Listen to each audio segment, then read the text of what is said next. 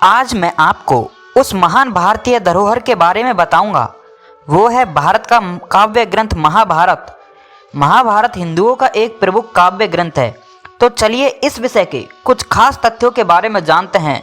तो चलिए वीडियो को बिना स्किप किए हुए पूरी देखना, और वीडियो पसंद आए तो प्लीज़ वीडियो को लाइक कर देना। फैक्ट नंबर 11, दुर्योधन ने भगवान कृष्ण को बंदी बनाने का प्रयास क्यों किया? इसके पीछे क्या वजह हो सकती है?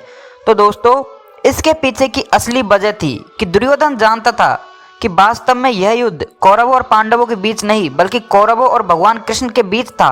और दुर्योधन जानता था कि जिस ओर भगवान कृष्ण है विजय भी वहीं पर है। और यदि भगवान कृष्ण ने पांडवों का साथ दिया तो इसका सीधा सा अर्थ है कि विजय भी पांडवों की होगी। तो यदि पांडवों को हराना है तो भगवान कृष्ण को पांडवों के शिविर से अपने शिविर में लाना होगा, चाहे उसके लिए उन्हें बंदी क्यों न बनाना पड़े। तो जब दुर्योधन भगवान कृष्ण को भोजन कराने में सफल नहीं हो पाया तो उसने भगवान कृष्ण को बंदी बनाना चाहा, परंतु वह उसमें भी सफल नहीं हो पाया, क्योंकि परमात्मा को कोई भी बंदी नहीं बना सकता। फैक्ट नंबर 10, दुर्योधन के द्वारा अपमानित करने के बावजूद भी भगवान श्री कृष्ण ने उसे अपनी सेना क्यों दी? इसके पीछे भगवान जी की दान भावना थी। दुर्योधन भगवान से सहायता मांगने गया था, और कोई भी दरवाजे पर कुछ मांगने आता है तो गृहस्थी का नियम है कि उसे खाली हाथ नहीं लौटाना चाहिए। फिर भगवान उसे कैसे लौटा देते? तो भगवान तो सबकी मनोकामना पूरी करने वाले दाता हैं। इसलिए भगवान श्री कृष्ण ने दुर्योधन को अपनी चतुर्ंगिणी सेना दे दी। फैक्ट नंबर 9, महाभारत का युद्ध क्यों हुआ? इसके पीछे का कारण क्या है? वैसे तो बहुत सारे कारण आते हैं, लेकिन इसके पीछे का मेन कारण सिर्फ ये है कि कौरवों द्वारा 5 गांव की मांग ठुकराना और पांचाली को भरी सभा में अपमान करना ही नहीं था, यह तो युद्ध के लिए जानबूझकर मुद्दा बनाया गया था। सोचिए, जो कृष्ण सुदामा के लिए महल तैयार करवा सकते हैं, वो अपने सखा अर्जुन के लिए क्या भूमि आवंटन नहीं करवा सकते थे, पर नहीं करवाई। क्यों? अगर कौरवों द्वारा शील हरण अमर्यादित था तो पांडवों द्वारा अपनी पत्नी को दांव पर लगाना कौन सा मर्यादित था? कृष्ण इसलिए महान है क्योंकि उन्होंने इन सब छोटे मुद्दों को युद्ध के लिए बड़ा रूप दिया। क्योंकि समाज में ज्ञान के विस्तार के साथ कुरीतियां हर इंसान की रोजमर्रा की जिंदगी में शामिल हो रही थी, जो आने वाले समाज के लिए घातक था। इसका उदाहरण यह है कि कौरवों को बुरा मानो तो वो भी जुहारी थे, तो पांडवों को अच्छा मानो तो वो भी जुहारी थे। यही कृष्ण की चिंता का विषय था कि आदमी भौतिकवाद में फंसकर जिम्मेदारियों के प्रति लाचार हो रहा है। अगर राजा ऐसा होगा तो प्रजा तो पथभ्रष्ट हो ही जाएगी, रंजिशें बढ़ेंगी तो युद्ध बढ़ेंगे, और प्रजा का अमन चैन खो जाएगा, और युद्ध होंगे तो एक से एक अस्त्र के प्रयोग से नस्लें खत्म हो जाएगी।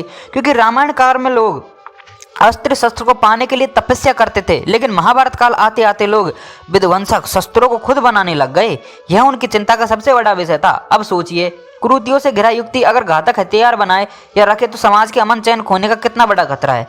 इसका उदाहरण वर्तमान से देता हूँ। पाकिस्तान परमाणु संपन्न आतंकवाद की जन्मभूमि है, और यह भारत के लिए चिंता का न मिटने वाला विषय है। ठीक कृष्ण के लिए भी यह अचिंतनीय विषय था। उन्होंने प्रपंच रचा, छोटे छोटे मुद्दों में घी डालकर, जिससे हर वो योद्धा जो अस्त्र शस्त्र बनाना जानता है या फिर चलाना जानता है या फिर अपने पास रखे हुए हैं, उसे युद्ध भूमि में घसीटा जा सके और युद्ध के दौरान उन सबको नष्ट कराया जा सके। यह युद्ध महाभारत इसलिए है क्योंकि कृष्ण ने भविष्य की एक लंबी शांति के लिए वर्तमान के सभी योद्धाओं को मरवा के और उनके शस्त्रों को नष्ट करवा के आने वाली पीढ़ी को सुख, चैन और अमन का वरदान दिया था।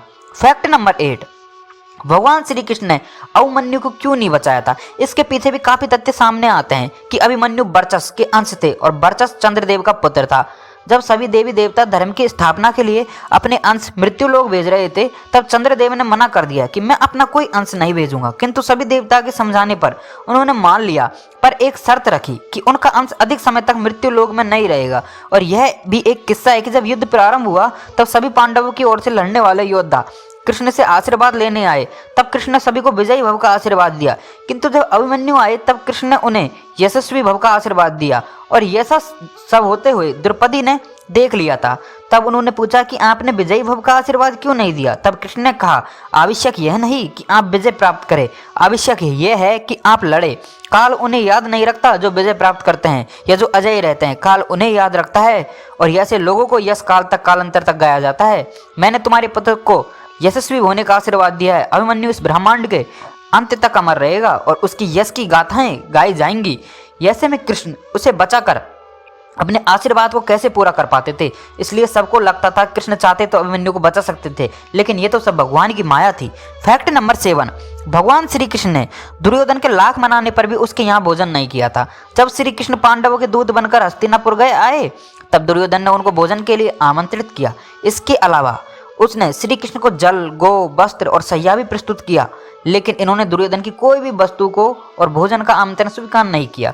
जब दुर्योधन ने इसका कारण पूछा, तब कृष्ण ने उनसे यह बात कही, किसी के घर का अन्न या तो प्रेम के कारण भोजन किया जाता है या आपत्ति में पड़ने पर, और हे नरेश्वर, प्रेम तो तुम नहीं रखते और किसी आपत्ति में हम नहीं पड़े हैं। इसके बाद श्री कृष्ण ने कहा कि पांडव और उनमें कोई भेद नहीं है। उन्होंने कहा है कि जो पांडवों से द्वेष रखता है वो उनसे भी द्वेष रखता है, और जो द्वेष रखता है उसका भोजन ग्रहण नहीं करना चाहिए। यह कहने के पश्चात वे बुजुर्ग के स्थान पर अन्न ग्रहण करने चले पड़े। फैक्ट नंबर 6, कुंती ने भगवान श्री कृष्ण से हमेशा दुख ही मांगा था, क्योंकि दुख में कृष्ण बहुत याद आते हैं। यही जन्म मृत्यु से छूटने का उपाय बताया गया है कि भगवान को स्मरण करने का अभ्यास बना रहे, तभी मृत्यु के समय भी प्रभु का स्मरण होता रहता है। फैक्ट नंबर 5, एकलव्य एक समर्पित शिष्य जो अपने गुरु का बहुत आदर करता था, इसलिए इसको एक महान शिष्य भी कहा जाता है, और एक सर्वश्रेष्ठ योद्धा भी था जो अर्जुन और कर्ण के बराबर था। यह बात लगभग सभी जानते हैं, किंतु एक बात जो आप लोग नहीं जानते हैं, जिसके कारण श्री कृष्ण को एकलव्य का वध करना पड़ा। एकलव्य मगध का रहने वाला था और मगध का राजा भी था। आतताई जरासंध वही जरासंध जो जरा नामक राक्षसी द्वारा 2 टुकड़ों को जोड़ने पर जीवित हुआ था, इसलिए उसका नाम जरासंध रखा गया। जरासंध को श्री कृष्ण ने भीम द्वारा वध करवाया था, क्योंकि वह 100 राजाओं की बलि देने वाला था। वह अधर्म के पक्ष में था और एकलव्य इसी अधर्मी, अत्याचारी और क्रूर शासक जरासंध का साथ दे रहा था। और एकलव्य अर्जुन को हराकर एक सर्वश्रेष्ठ धनुर्धर बनना चाहता, पर पूरी दुनिया के सामने इसी बात के कारण उसे अपनी धनुर्विद्या पर अहंकार हो गया था। इसलिए जब एक युद्ध में श्री कृष्ण जरासंध से लड़ रहे थे, उस युद्ध में एकलव्य ने श्री कृष्ण को चुनौती दी थी युद्ध के लिए, और धर्म के मार्ग में बाधा होने के कारण श्री कृष्ण को एकलव्य को मारना पड़ा। चाहे कोई कुछ भी कहे, लेकिन अर्जुन एक इंसाफ के रूप में एकलव्य और महारथी कर्ण दोनों से श्रेष्ठ था, इसलिए धर्म की स्थापना के लिए श्री कृष्ण ने अर्जुन को चुना। फैक्ट नंबर 4, महाभारत ग्रंथ का वाचन सबसे पहले महर्षि वेदव्यास के शिष्य वैशम पायन ने राजा जनमेजय की सभा में किया था। राजा जनमेजय अभिमन्यु के पौत्र तथा परीक्षित के पुत्र थे। इन्होंने ही अपनी पिता की मृत्यु का बदला लेने के लिए सर्प यज्ञ करवाया था। फैक्ट नंबर 3, जब महाभारत के युद्ध की घोषणा हुई, तब महात्मा विदुर ने पितामह भीष्म से मिलने के बाद उन्हें यह बताया कि वो हस्तिनापुर के महामंत्री पद से इस्तीफा दे दिया है। जिसके बाद पितामह ने विदुर से कहा कि जाओ, तुम जा सकते हो, लेकिन मैं अपनी प्रतिज्ञा से बंधा हुआ हूँ, कुछ कर नहीं सकता, चाहकर भी इस युद्ध से पीछे नहीं हट सकता हूँ। फैक्ट नंबर 2, भगवान श्री कृष्ण ने जब से ये बताया कि कर्ण कुंती पुत्र है, तब से कर्ण व्याकुल हो गया था और विधाता से अपने साथ किए खिलवाड़ को लेकर दुखी हो रहा था। जिसके बाद कर्ण ने फिर भी अपने मित्र दुर्योधन के पास गया और उससे कहा, चाहे जो कुछ भी हो जाए, पर मैं तुम्हारा साथ नहीं छोड़ूंगा। यही एक सच्ची मित्रता की पहचान है। फैक्ट नंबर 1, महाभारत में विदुर यमराज के अवतार माने जाते हैं। यह धर्मशास्त्र और अर्थशास्त्र के महान ज्ञाता थे, लेकिन ऋषि मंदव्य के श्राप की वजह से उन्हें मनुष्य योनि में जन्म लेना पड़ा था। आज के लिए इतना ही फ्रेंड्स, फिर मिलते हैं एक नई वीडियो में। तो दोस्तों प्लीज़ वीडियो को लाइक कर देना, शेयर कर देना, और प्लीज़ यार चैनल को सब्सक्राइब जरूर कर लेना।